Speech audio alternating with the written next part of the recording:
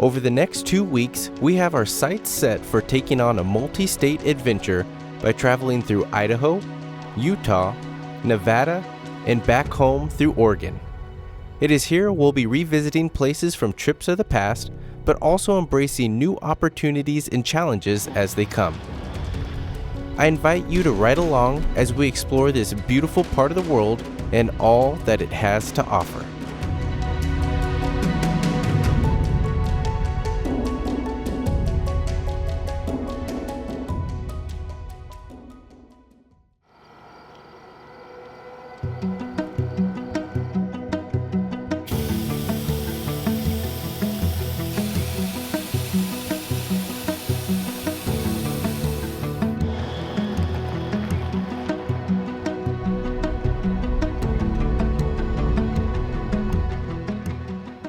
After an 8-hour drive from home in Portland, Oregon, we are in search of camp in a somewhat familiar area just outside of Boise, Idaho.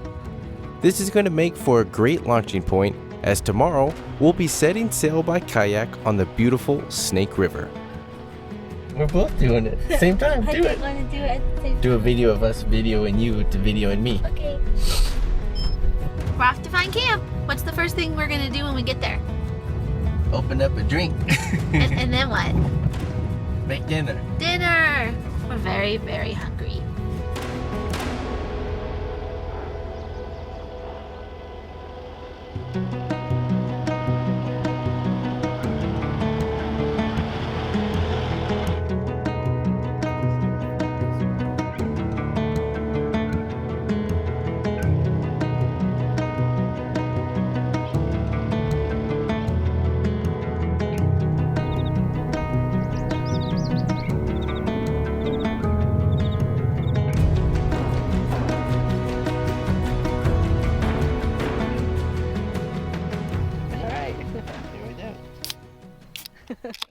Woo! Cheers, Bubba. Cheers.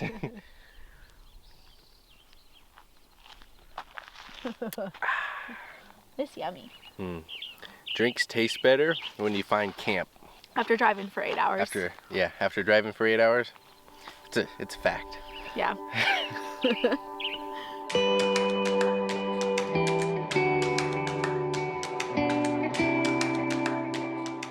For the longtime supporters of the channel, some of you might recognize this spot from a trip back in 2022 with my prior vehicle. It's incredible to see how fast time flies, but I couldn't be more thrilled to be back in this area with the latest setup and great company. Suppose the spectacular sunset was the added bonus.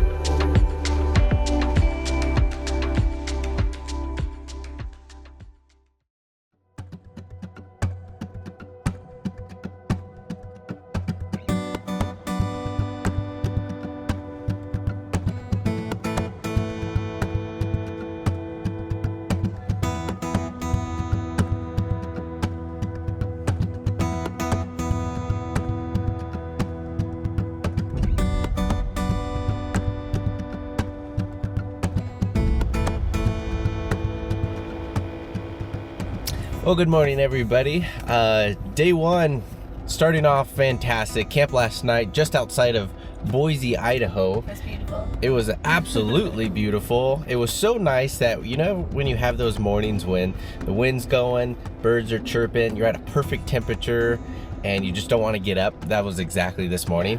So we slept in. We didn't make breakfast, so we came into town, grabbed some breakfast sandwiches, some coffee, energy drink for this one since he doesn't do coffee, and we're on our way to Blue Heart Springs, where we're gonna do some kayaking and have some fun in the water. It's gonna be a warm day today, so it'll be nice to be on the water, and then we're gonna go back to a familiar camp from there, but stay tuned on where that is. So let's get moving. We got a reservation to get to. Let's have some fun.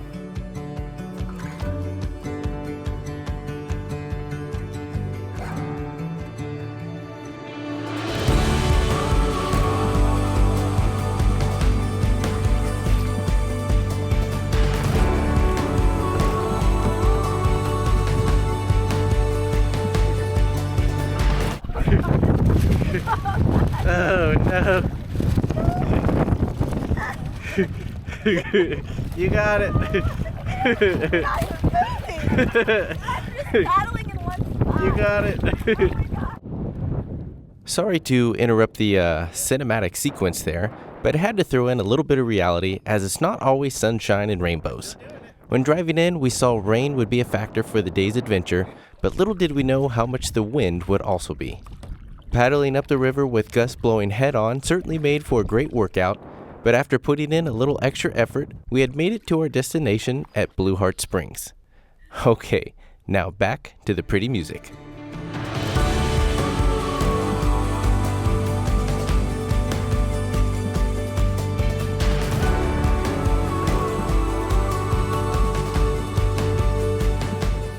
Located in southern Idaho on the Snake River, west of the city Twin Falls, Blue Heart Springs is a must-see for any traveler.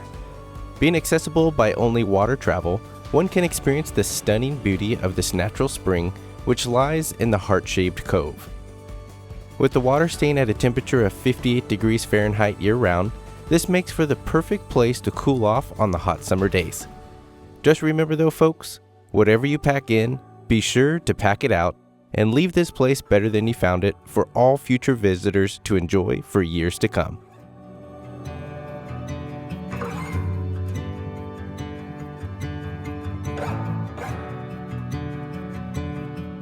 Well, that was absolutely amazing. We kayaked all the way past Blue Heart Springs. On accident initially. We probably kayaked, I don't know how much extra. Like 3 times as extra. We blew right past it. Banbury Adventures, they do kayak rentals here, and it's honestly really nice. There's a campground, shower, restrooms, super awesome. They have a little boat launch right here as well, and they're not far from Blue Heart Springs. But if we had checked the map, we would have saved ourselves at least 2 hours Probably, yeah. of missing it. But it was a great workout. My arms are dead, shoulders are dead. The views at the Blue Heart Springs was amazing. So if anybody's passing through Idaho, come and check it out. Yeah. And you can get a shower afterwards, which is great. But with all that said, it's a little past 6 o'clock. I'm worn out. I don't feel like cooking dinner at camp tonight, so I think we're going to go and grab a bite to eat and then find camp from there so we can just get there and relax. Yes, that sounds good to me. Sounds good? Let's do it.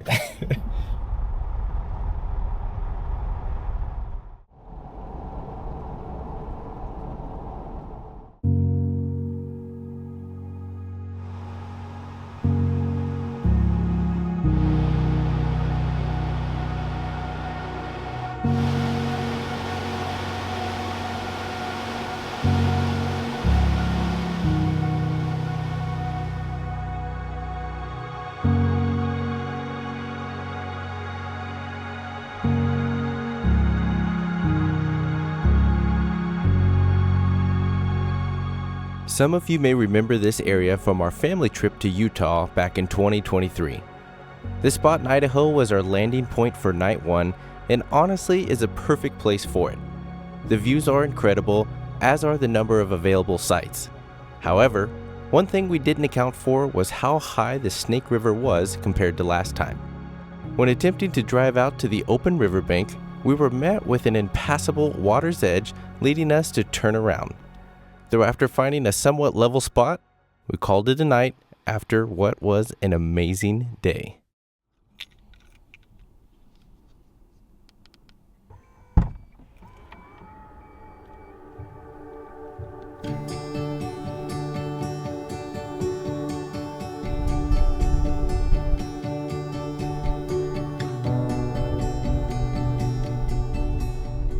The following morning, we woke up to heavy winds all throughout the area. With a 4-hour drive heading into Utah, we decided to get the day moving, though not before a quick coffee detour to charge up the camera gear and offload footage. Before we knew it, we officially made it back to Utah and could not be more excited for what's in store. Our first stop of the day was Antelope Island State Park.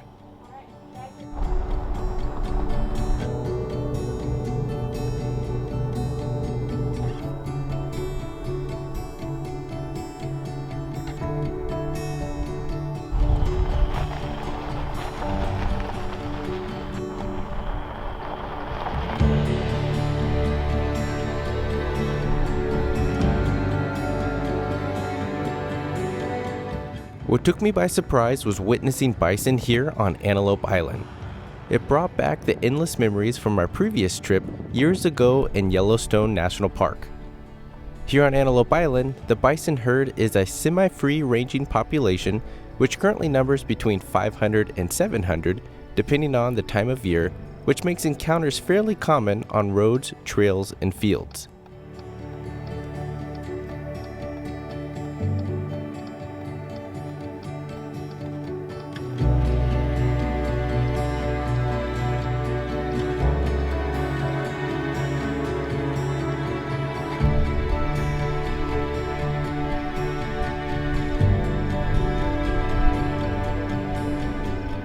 These bison were introduced to Antelope Island in 1893 and is one of the largest and oldest publicly owned bison herds in the nation. Needless to say, I'm glad I brought the big camera lens to capture this moment.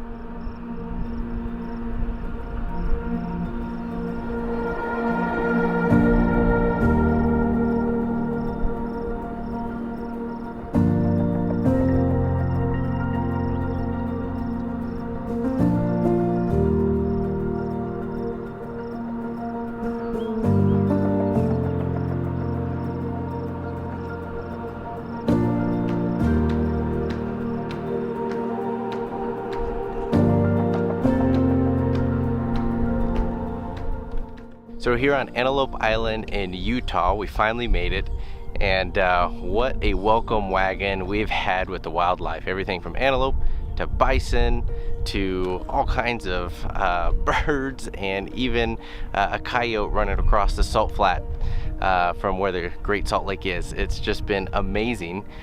We wanted to stay here, one, to just have a convenient spot to set up camp, which we're at the Bridger Bay campground, which is awesome. We've even had a bison come through the campground, which is even cool in its own right. But more importantly, we have an incredible view of the lake here right from camp, and we're gonna await sunset here shortly and get dinner going. But it's been an awesome start here for our time in Utah.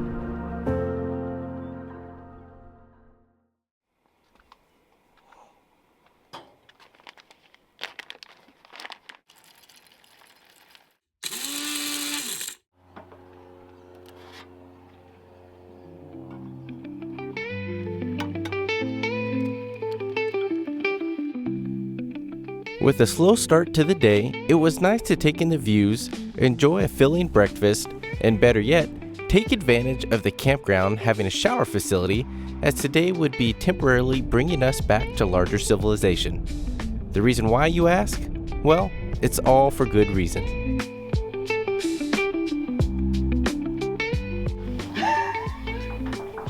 This is last time. Can you not open it? It has to slide. This has to slide over, but it's must. You got it?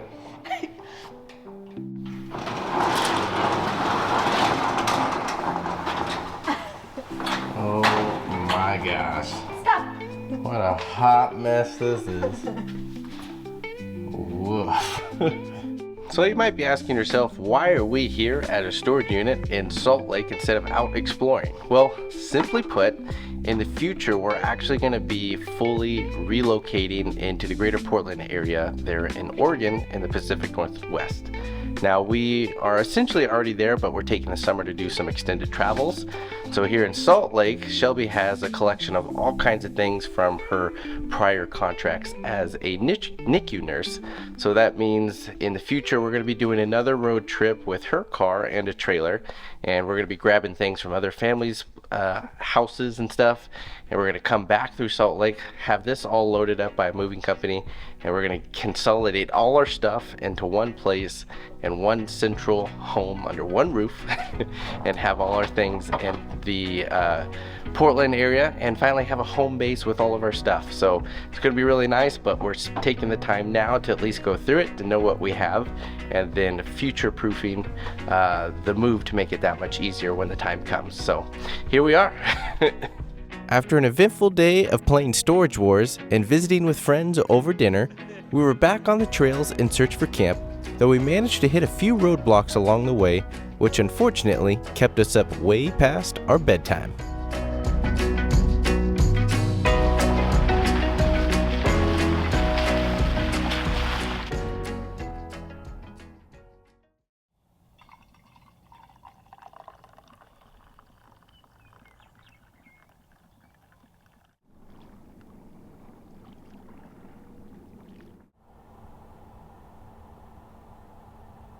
Well, good morning, folks. Last night was rough. After a successful day, at least getting a lot of kind of errands done, tasks, and visiting with friends in the greater Salt Lake area, we had to find camp for the evening after dinner, and we massively struck out, whether it was horrible roads that didn't really lead anywhere or snow blocking access to a lot of potential opportunities. And then just the fact that we were trying to find camp at practically midnight. So we didn't want to drive super far to other areas, so we kind of stayed in a general circumference. Came across the Strawberry Reservoir Campground? Strawberry Bay, something like that. Yeah, Strawberry Bay Campground at the Reservoir. That one. So it was close to the area. Good little campground. We were pretty much the only ones there, which was nice. But we literally didn't fall asleep till about 1 in the morning. And got up relatively early with the daylight. So coffee's made. We're checking out at least the reservoir now. And man, I tell you what, it is bug season. It is insane. So we're gonna keep moving along. We wanted to maybe cook breakfast along here, but I don't think it's gonna work. So I don't want flies in my breakfast. Yeah, off to more exploring.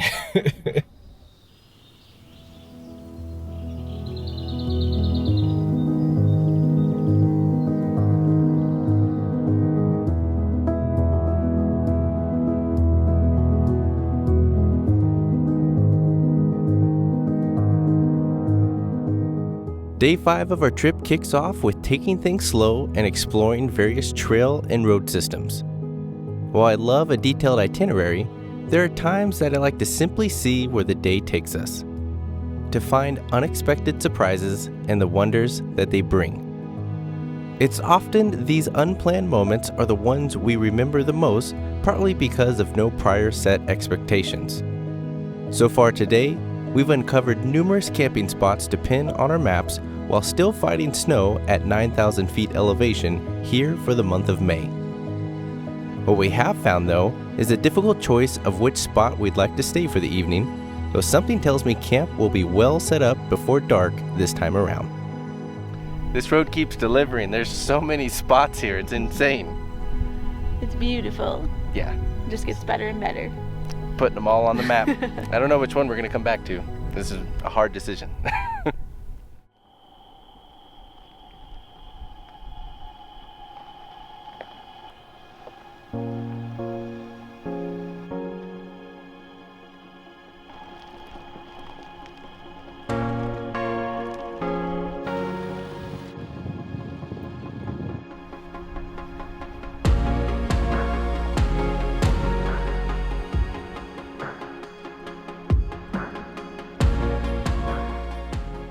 Well, alright guys, so we decided to come back to this spot with this epic view. I'm definitely labeling this one as our epic camp so far for this trip.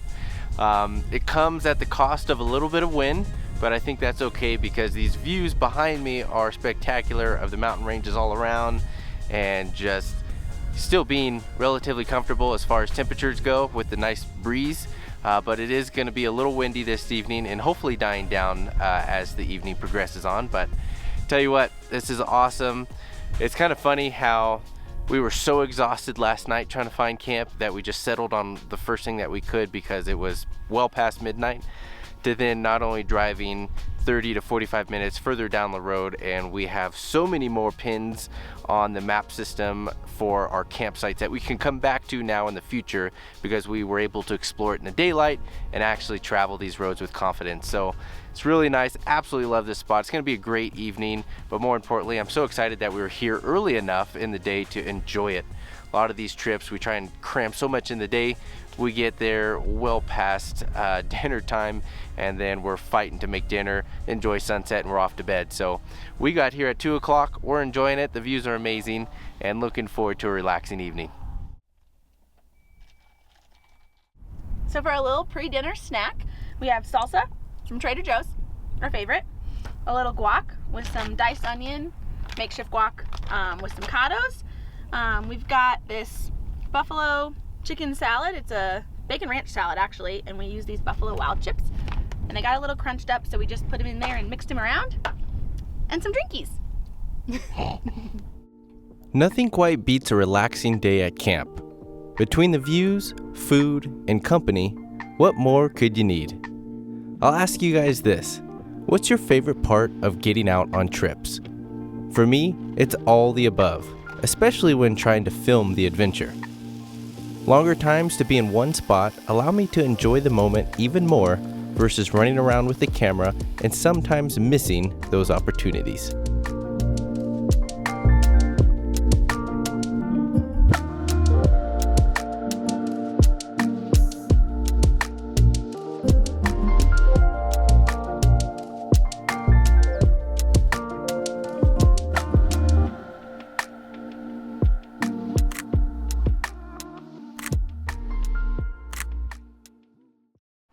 All right, well, good morning, everybody. So for today, we're going to be doing the Skyline Drive trail, which is basically a road that'll connect us from camp last night to south of Provo, where that small city, we're going to be heading north from there. So this will be a fun little off the beaten path road that we'll do to connect us, and should be a good drive overall. The map shows that it's a fun little area to check it out, scenic views and all that good stuff, and maybe we'll find some good future camping opportunities for a return visit. But sun's out, nice and warm. Gonna go ahead and get the Jeep aired down and get started.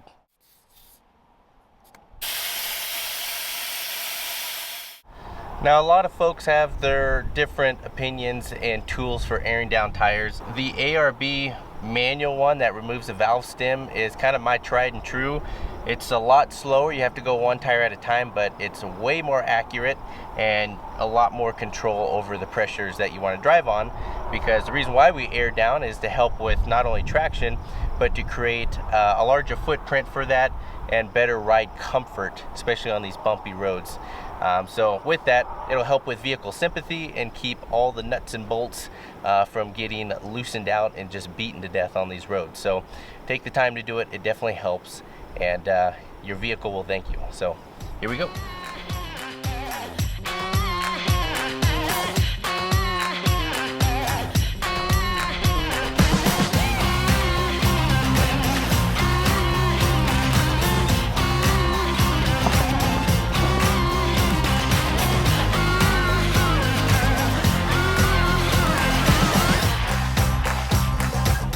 Heading southwest on the Skyline Drive, our goal was to make it towards US Route 89, which would be our main point of travel for heading back north through Salt Lake City. However, with us still hanging around the 9,000 feet of elevation, snow was still very much a factor for this time of year. With many sections having larger patches of snow on the road, we had to be mindful of each one, knowing our luck could run out at any moment.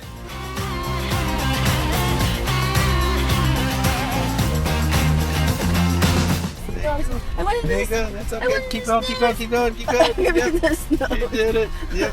That's okay. That's okay. Good job. You did it.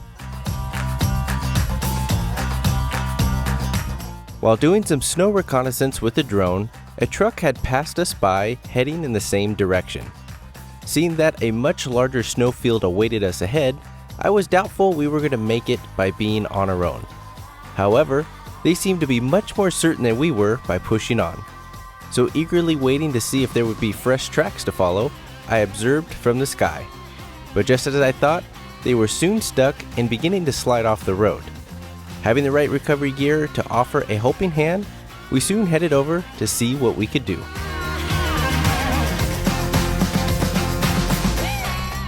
The problem here was twofold. We needed to get their truck back on the road from the descending embankment away from the bogging mud that had already consumed the right side. Though without having a winch to get a more direct angle, and also due to the deep snow right behind me, we decided to go with a snatch recovery using the front tow hooks on the Jeep. This would help get the truck's rear tires back on the trail to simply reverse out. Problem number 2 was the small trees and branches directly in the way that would potentially cause body damage if we pulled the truck in a straight line back.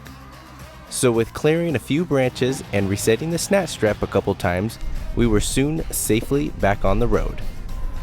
This would unfortunately mean both of us would need to backtrack all the way from where we started, as no other roads would connect us to our desired destination. Either way, I'm just happy we could at least offer some help and get them safely recovered.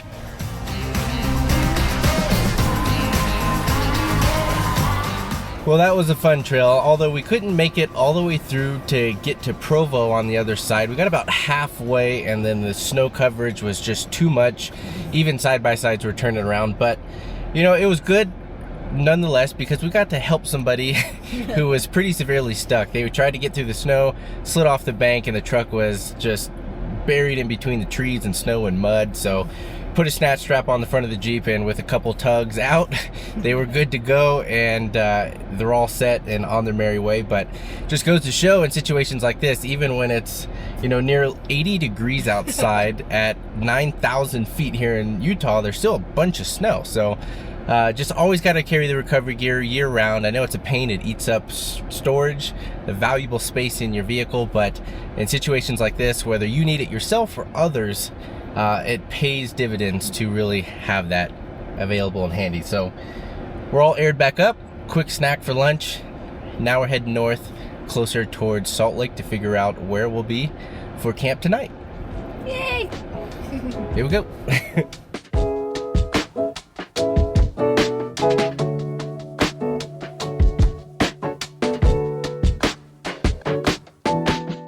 After a long day on the trail, decently hungry, and not a clue of where we're camping for tonight, we headed into town to see what we could find for dinner. Now, I'm a big fan of all things whiskey and bourbon, so we decided to treat ourselves to a meal at the High West Saloon in the heart of Park City. It was almost the best of both worlds. Being an avid skier, Utah is high on my list to visit during the winter. So it was all I could do to contain my excitement for the winter season ahead after seeing the chairlift and trail maps, knowing a future visit back here could be on the list, even if my budget only allows for a single day lift ticket.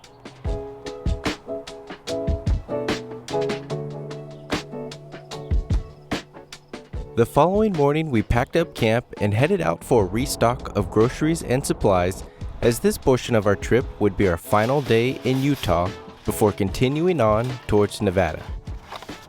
There was one area in particular I wanted to check out before leaving Utah, and that was the Bonneville Salt Flats.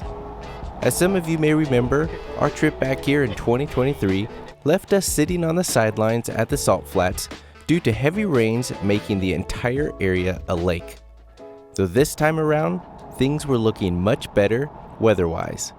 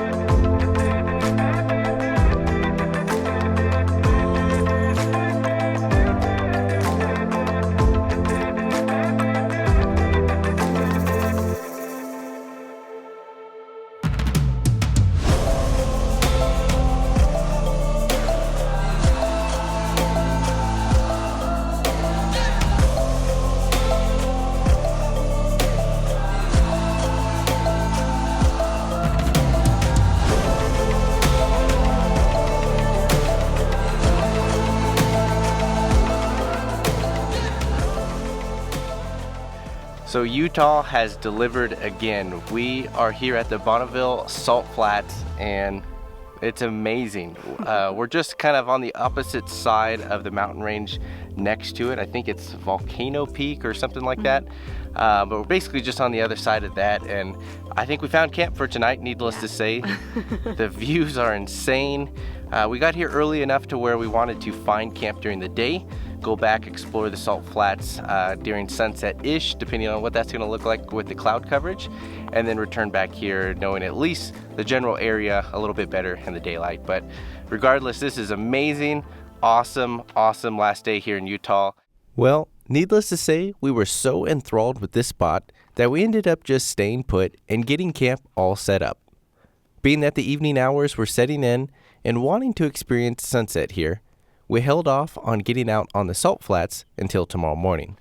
So it was out with the chairs, a good meal, and enjoying this stunning view.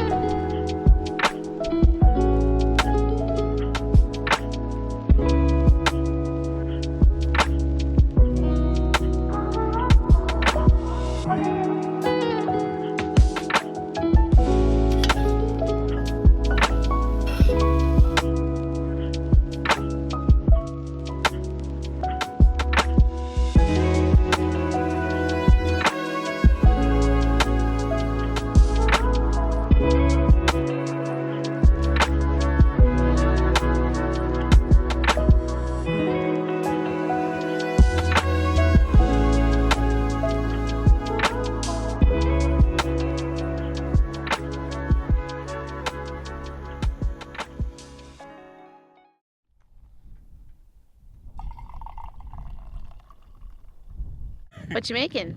We got bacon, egg, bagel sandwiches. Ooh, yummy.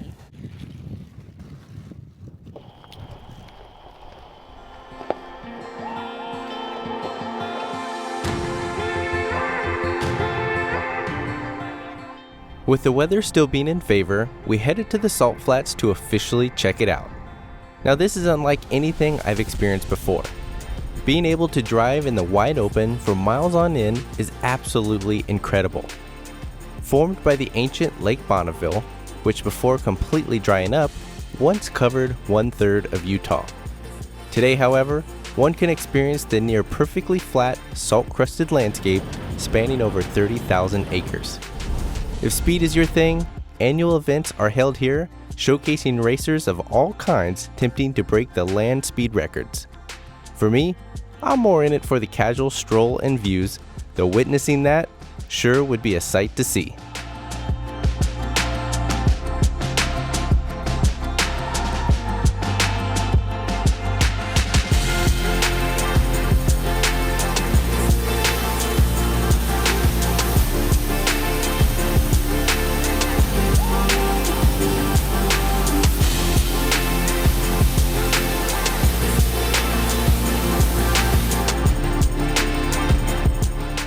After a good rinse cleaning off all the salt from the Jeep, we continued on to our first destination in Nevada, Great Basin National Park. Our first stop here was taking a tour to see the Lehman Caves, a large, spectacular cavern located right here in the park. The cave lies 5 miles west of Baker at the base of the eastern slope of Wheeler Peak in the Snake Range. It is made of light gray and white limestone that is honeycombed by tunnels and galleries containing a spectacular array of stalactites, stalagmites, and other cave deposits. The cavern was discovered in the mid-1880s by Ab Lehman, a local prospector and rancher. Lehman Caves, as the cavern came to be known, was established in 1922 as a national monument and was incorporated into Great Basin National Park when the park was established in 1986. Being able to witness these unique formations firsthand simply had me speechless.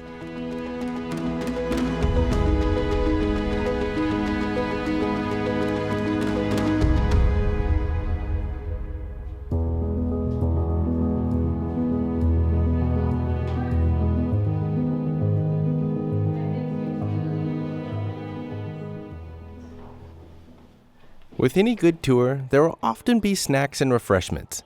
So of course, we had to get a soft serve ice cream. I mean, it's for the benefit of the park, right? Soon after, we found ourselves just outside the national park boundary, traveling along BLM land in search of camp. Some of these roads look promising on the map, but you never know what you'll find until you're actually there in person.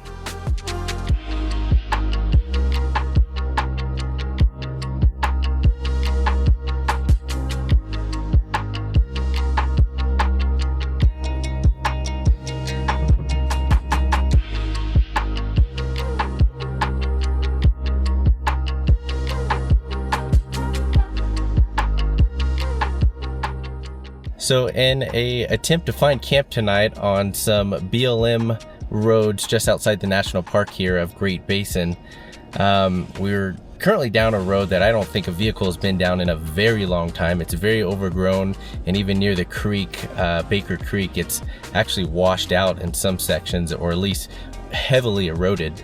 But what's hilarious is right next to this BLM land is private property of a rancher, and these cows are just staring at us like they haven't seen a vehicle drive down this road in a very long time. They're all stopped. And they're all stopped at, like, I don't know, like, who are you? Why are you here? So it's actually kind of comical because they're all starting to congregate closer to the car. I gotta get a video. We're gonna keep moving and see where we're gonna land for tonight.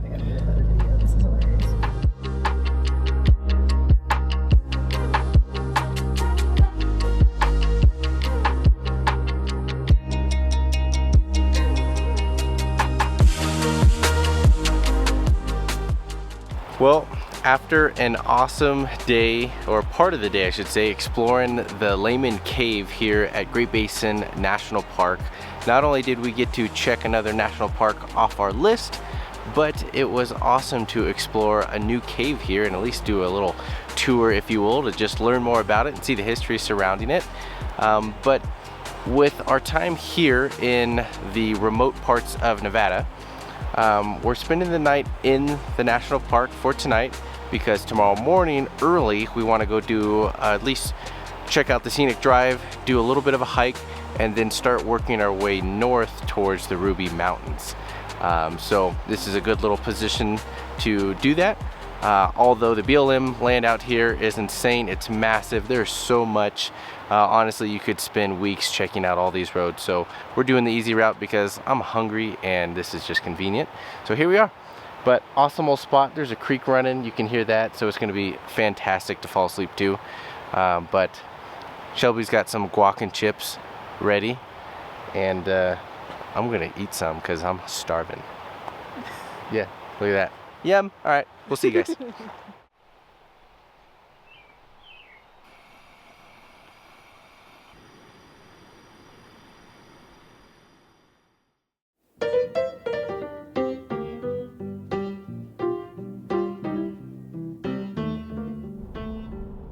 Good morning and welcome to day 9 of our trip. We begin our day today by first checking out one of the highlights of Great Basin National Park. That is the Wheeler Peak Scenic Drive. A true mountain road, this 12-mile out and back scenic drive hugs the mountains of the South Snake Range. By slowly winding you over 10,000 feet in elevation, where vistas reach the horizon, one is met with a pristine view of the rugged and harsh, yet beautiful Great Basin Desert, and of course, Wheeler Peak.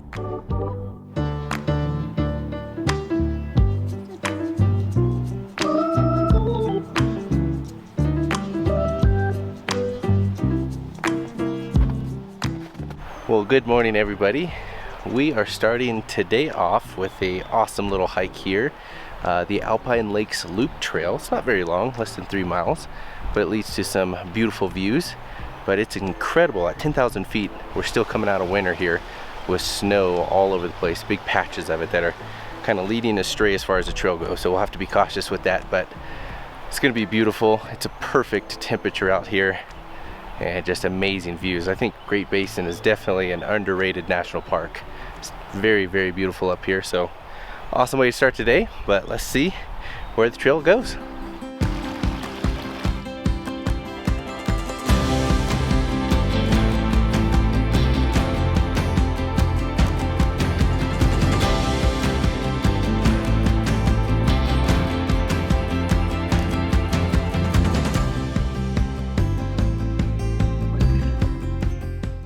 I know I'm not in the best shape in my entire life, but I tell you what, we've only gained about 250 feet in elevation, but being at 10,000 feet high, the air being so much thinner, whew, sucking oxygen here.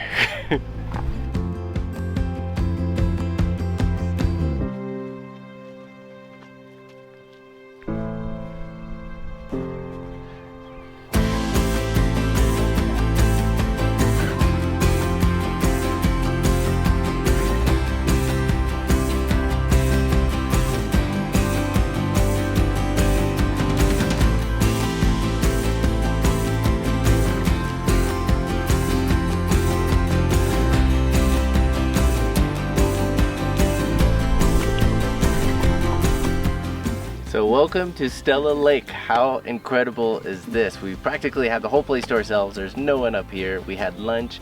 We're enjoying the views. The weather is perfect. I get hot in the summer, so I don't usually like doing too many hikes. It gets hot whenever. And then it gets too cold, so when you stop and all your perspiration freezes over, so there's that. But this is like just right. It's beautiful. This is nice. So we're gonna go to the next one, Teresa Lake, I think is what it's called. Yeah. And see how out of breath we can get for that one. 10,500 feet, here we are.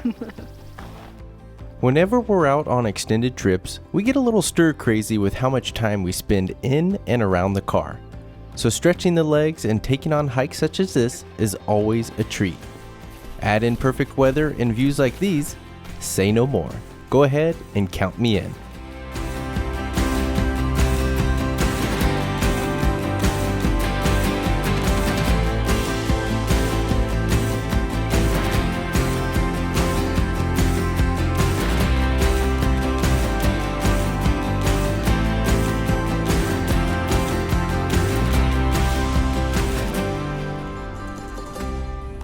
So I gotta be honest with you, this next part completely caught us off guard. I'll pose the question now. Have any of you heard of Mormon crickets? Well, neither did we until driving to our next destination in northern Nevada.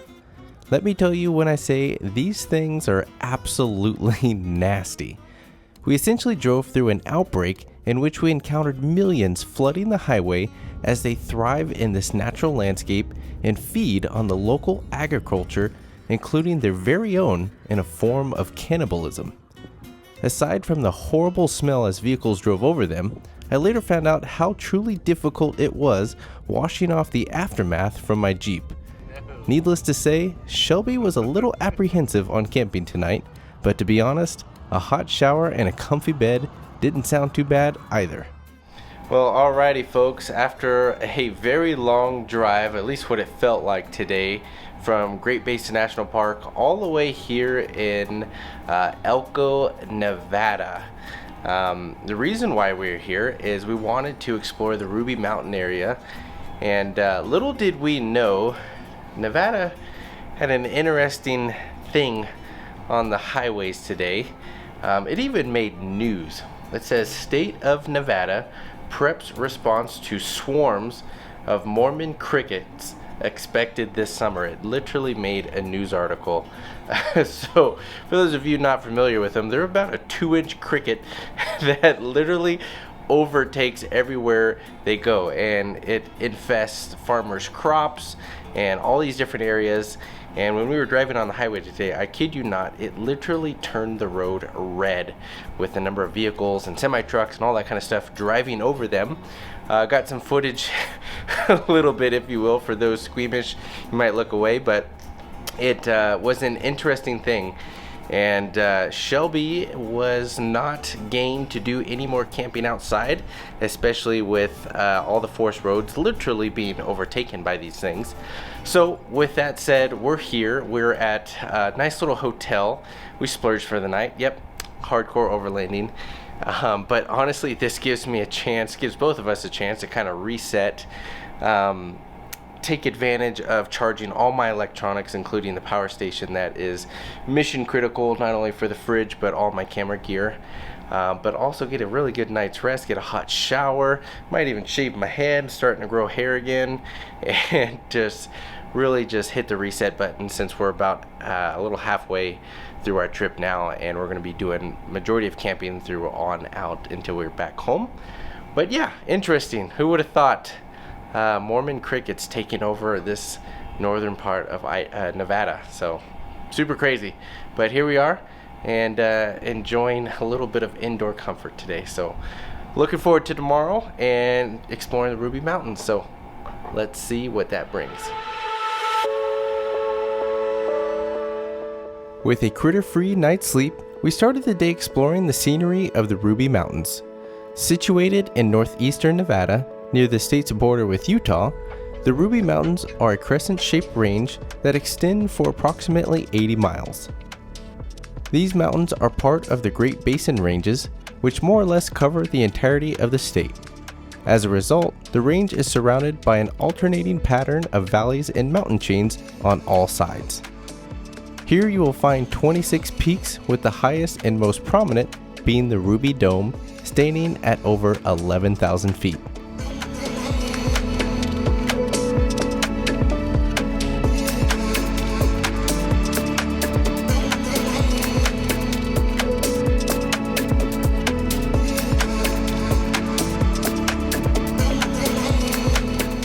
So the Ruby Mountains are absolutely incredible. This drive, while the Scenic drive in was rather short, the views here in this canyon are incredible, and it's all national forest land.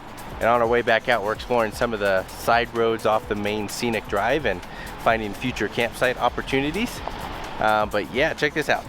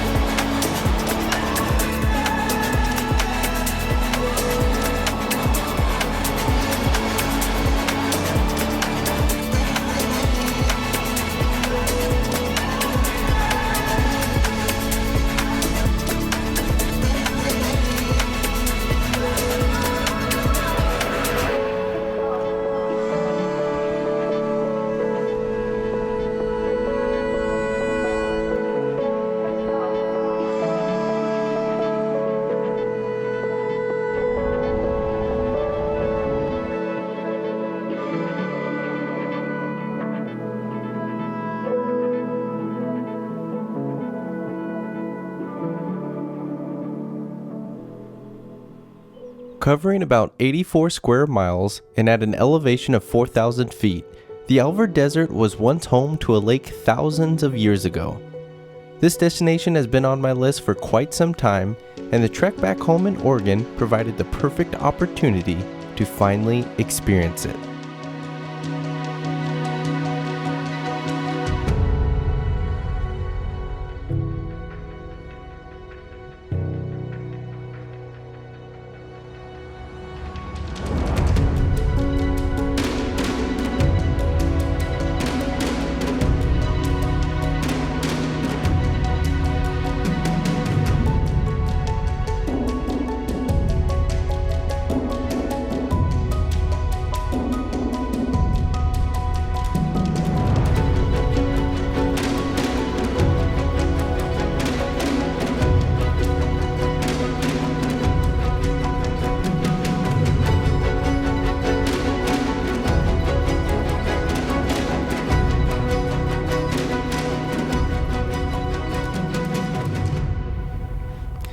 Good morning from the Alvord Desert. What an incredible sunrise we got to experience this morning. We haven't experienced too many sunrises because we're usually up very late, which requires us to sleep in. But this morning the colors are just amazing. It's just in such an incredible landscape, and we've witnessed so many diverse type of landscapes on this trip so far. But being out here for the first time has been absolutely stunning. I will say the bugs last night were horrendous, basically resulting in us to just hunker down in the Jeep and go to bed pretty early. But otherwise, it's an incredible spot. Very, very remote. And gas is definitely one where they take advantage of you. A little expensive at some of the stops here along the way because you're so far out here. But I will say it's well worth all those little obstacles and challenges to come out here and at least experience it for one. But otherwise, you couldn't ask for better conditions. The playa out here is perfectly dry, and it's very easy to drive on. But tell you what a start to the day.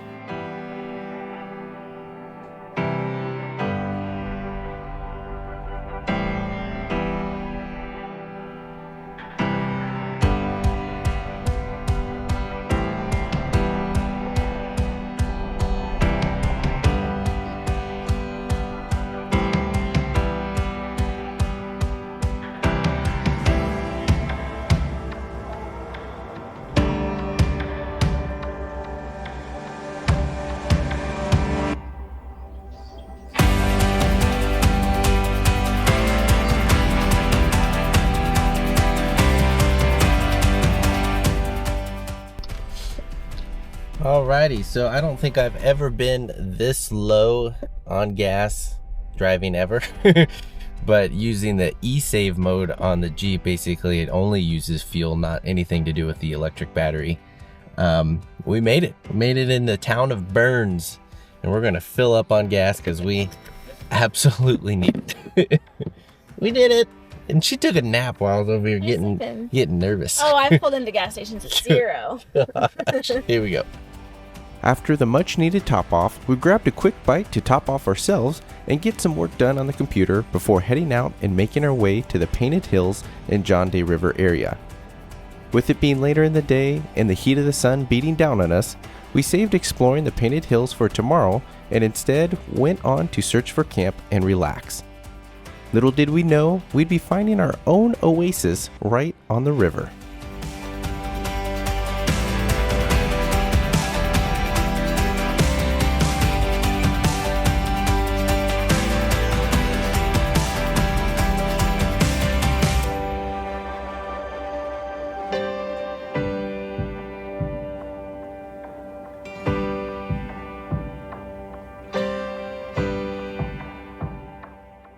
So we made it back into Oregon, and we are at the Painted Hills area, and it's about 2 o'clock in the afternoon, 92 degrees, very warm, and we're at least just wanting to scout out some campsites while we have daylight and go and check out the hills a little bit later this afternoon. But here along the John Day River, there is a plethora of opportunities, and a few of them are right here along the waterfront, which is super nice. So I think we're gonna go explore around a little bit more. I got my hat on, my sun hat. We both got our sun hats, especially when you're bald, you need Helps my delicate pale skin. Yeah. Michael keeps reminding me, Mom, you'd be proud. Yep, we gotta do all that stuff and explore, check out future campsites and current campsite opportunities, Painted Hills, come back, enjoy a great evening. Because tomorrow we head further north to the Mount Hood area and then home. It's crazy. Trip is already slowly coming to a conclusion, but here we go.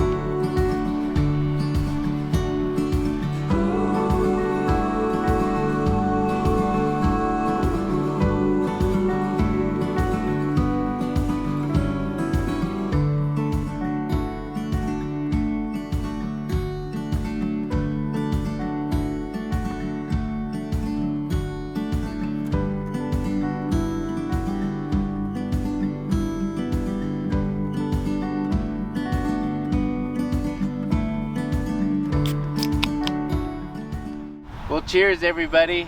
I might have lied just a little bit saying that we're gonna go back to the Painted Hills before finding camp. We went down the road just a little bit further, paralleling the John Day River here, and found a beautiful secluded camp here underneath this tree canopy, keeping us nice and shaded, and literally just a foot or so right in front of the river. So needless to say, we snagged this one to ensure we got it for tonight and are enjoying the shade here on this hot summer day. Yeah. So Super nice. it's We'll nice. see the Painted Hills tomorrow. Yeah, so we'll go see the Painted Hills tomorrow before ripping further north towards Mount Hood. But yeah, I mean, cheers. What more could you ask for?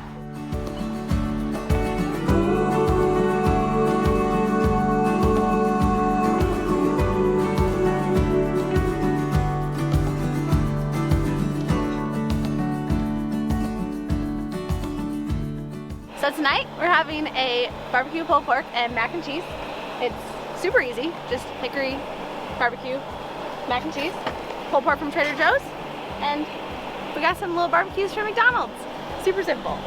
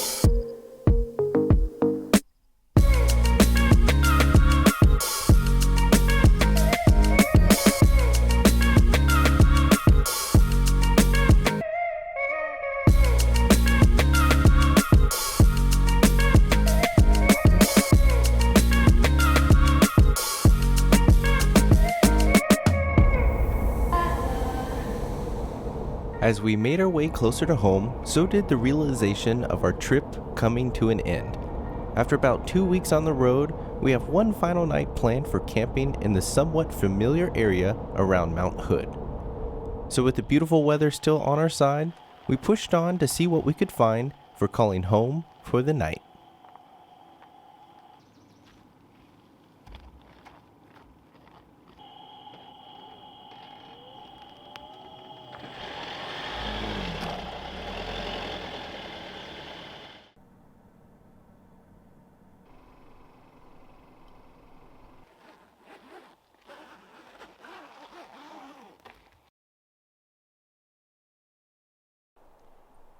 We found an incredible spot here in Mount Hood National Forest with a stunning view of Mount Hood itself. And we have this break in the tree line here where we do have that view, but the sun is just so hot and warm here in the afternoon that we put the front wall up on the Kakadu awning just to help block that. So we just need a little relief from the sun. There's really not much of a breeze, but later tonight when it drops for sunset, it should be really good. But what a incredible campsite to just round out this whole trip of having the view of the mountain here in all its glory. So absolutely love it. While the spot was perfect in nearly every way, one thing we didn't love was the continuation of being eaten alive by the bugs.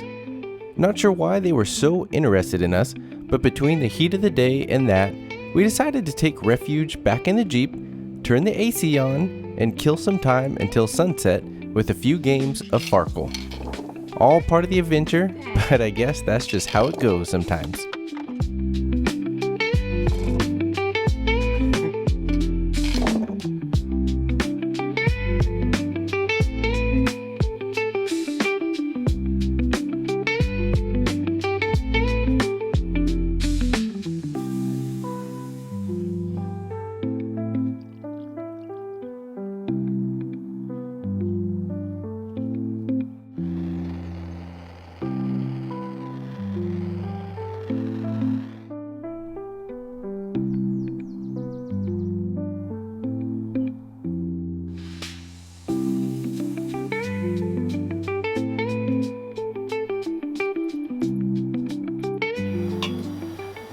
Well guys, cheers to an incredible trip. It's been nearly 2 weeks of living out of the Jeep, and it's been amazing to see such a diverse landscape and terrain that we've done.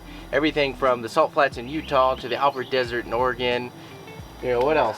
Kayak the Blue Heart Springs in Idaho. We were at the Painted Hills in Oregon. Yeah. We've been through snow, 91-degree weather, all over the place.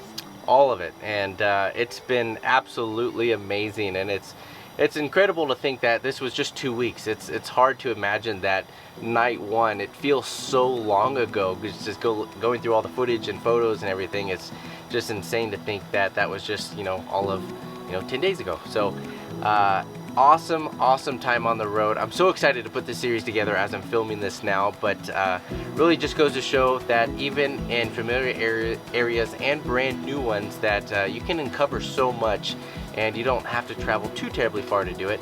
But I'm so excited to put this series together, and as always, I sincerely appreciate all your guys' support and encouragement. It's the inspiration that keeps me going, and I couldn't be more honored to have you guys as part of this awesome community. So with that, as always, I sincerely appreciate your support, and until next time, safe travels.